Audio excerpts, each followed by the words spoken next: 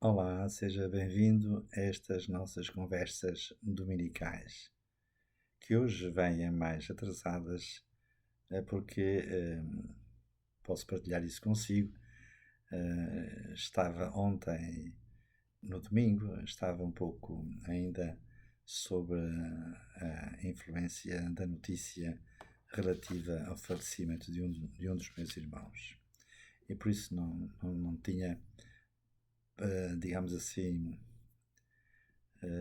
ânimo para esta conversa que já tem alguma tradição e agrada-me reconhecer que tem alguma audição, pelo menos pelas manifestações de apoio que tenho encontrado, pessoas que têm ouvido, e recentemente até recebi uma carta de alguém que me ouve habitualmente e que me agradece este modo de partilhar consigo e com as pessoas que eventualmente me escutam e me veem estes temas candentes, estes temas críticos do nosso tempo. No que diz respeito, sobretudo, ao âmbito eclesial, porque é, no fundo, o que me preocupa mais como filósofo, como teólogo cristão e católico. Interessa-me tudo aquilo que se realiza na Igreja e preocupa-me alguns acontecimentos de hoje, da alta hierarquia, do Papa, cardeais, bispos, mas também leigos, da Igreja em geral, sobre problemas que afetam a nossa sociedade e afetam a Igreja também. Hoje eu gostava de partilhar consigo um tema que me veio ouvindo alguns comentários sobre a COP 28 que se realizou recentemente no Dubai e nesta cimeira o Papa tencionava participar, mas não foi porque, entretanto, adoeceu. Eu fiz uma leitura teológica deste impedimento do Papa de ir ao Dubai, que a doença seria um sinal da divina providência que impediria assim, através do seu estado de saúde, ele participar numa cimeira que é tudo menos inocente. Porque esta cimeira COP28 e outras anteriores são os senhores do mundo que se reúnem e que pretendem decidir dos destinos da humanidade. Parece que são os poderosos do mundo e têm tudo nas suas mãos, não é? Há uma, há uma atitude quase adâmica de querer ser como Deus, decidir da vida e da morte, do bem-estar dos cidadãos, como se tudo dependesse deles. E de facto é curioso que no, no documento final desta cimeira voltavam de novo as questões climáticas, na explicação de origem antrópica, que obrigava a mudança de comportamentos. Havia um comentador de um dos nossos jornais que dizia, estando como estão as coisas, no que diz respeito ao ambiente e às alterações climáticas, nós temos de mudar de comportamentos, não é? Portanto, estes senhores do mundo que se reúnem nestas cimeiras COP28 e outras que reúnem, sei lá, o grupo do Bilderberg, portanto, que são aqueles que decidem a paz e decidem as guerras, têm os cordelinhos dos destinos da humanidade nas suas mãos e que, neste caso, determinam que, ou põem-se de acordo, procuram um consenso que nunca é total, porque, como se sabe, nestas questões globais do mundo de hoje, em termos económicos e, sobretudo, no que diz respeito às alterações climáticas de origem antrópica, sobre isso não há consenso nos meios científicos. Há aqueles que defendem que há uma causa antrópica, são aqueles que impõem na opinião pública, mas há outros, e talvez mais ainda, cientistas sérios, que defendem que as alterações climáticas não têm origem antrópica. Aliás, há um cientista italiano que aqui já citei, Antonino Chicchi, que diz que nas alterações climáticas, se as há, e há de facto algumas mudanças que são visíveis ou são sensíveis, a ação humana pode ter uma percentagem que vai entre 5% e 10%. 90%, portanto, das causas estão nas leis do universo. E, portanto, aí o homem não tem qualquer intervenção, não tem possibilidade de intervir.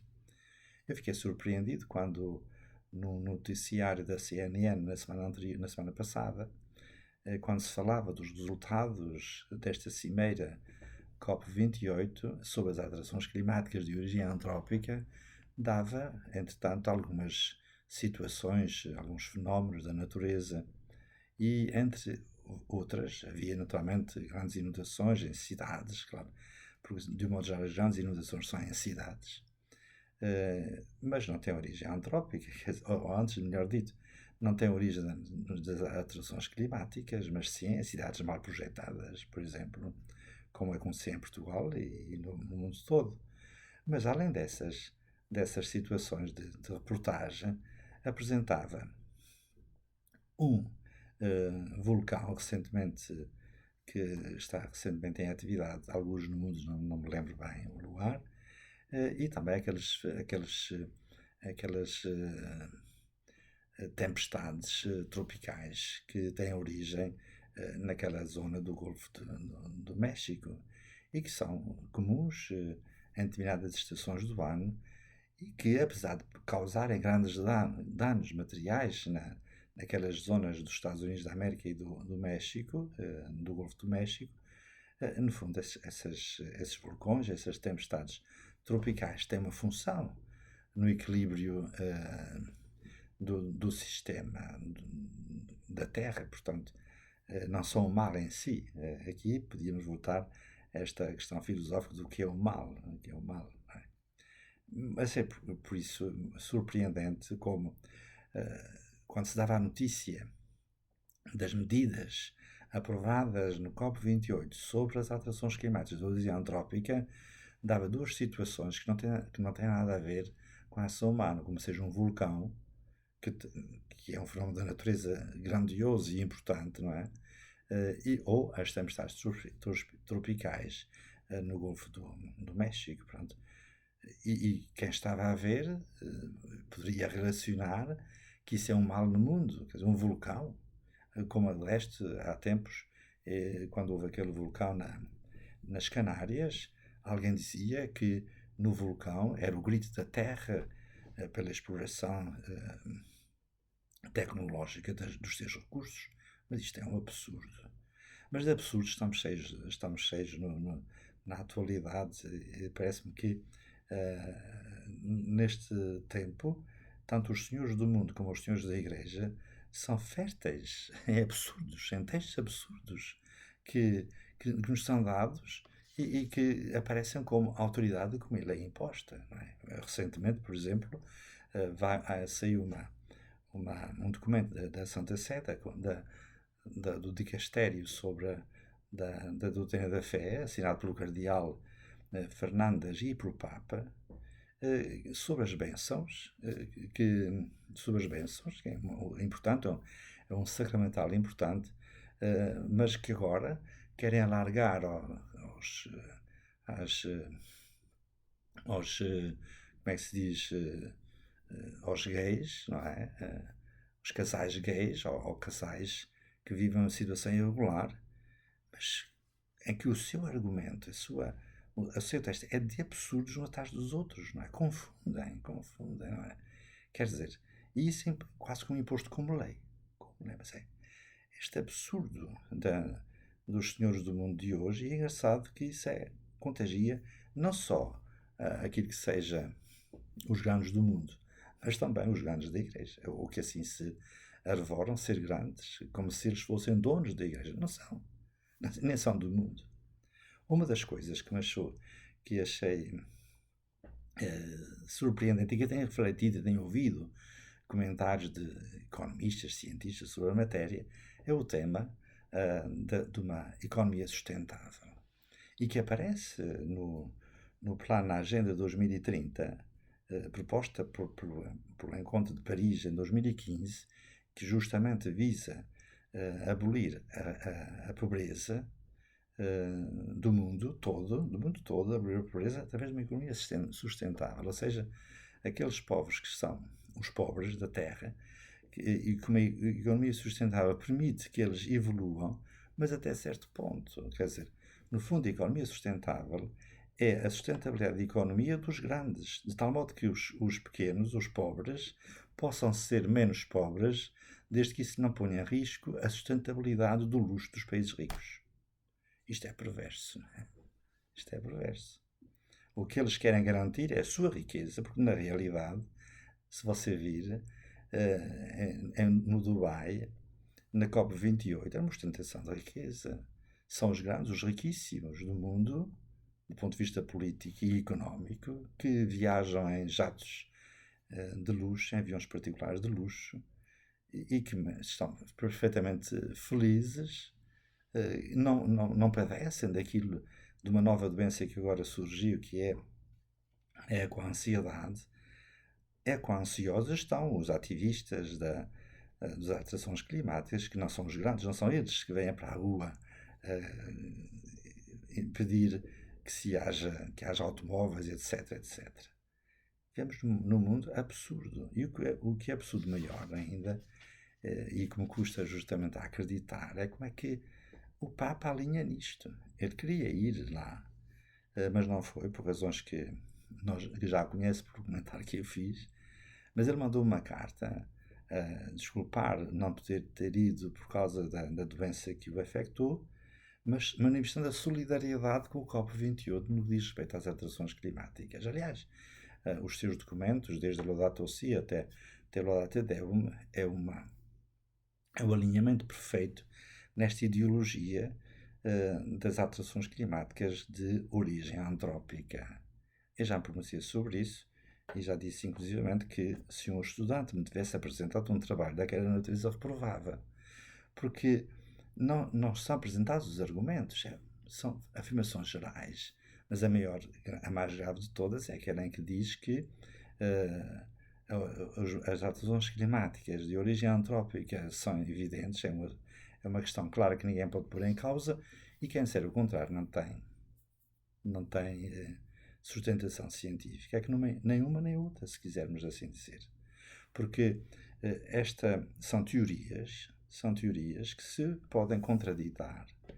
E a ideologia que está por trás é perversa, porque, conforme diz Antonino Zichichi, a ação humana pode influenciar de 5 a 10%, 90% são as leis do universo, até o Sol, as galáxias, tudo isto tem influência providencial para que no mundo seja possível viver-se, e só na Terra é que se pode viver.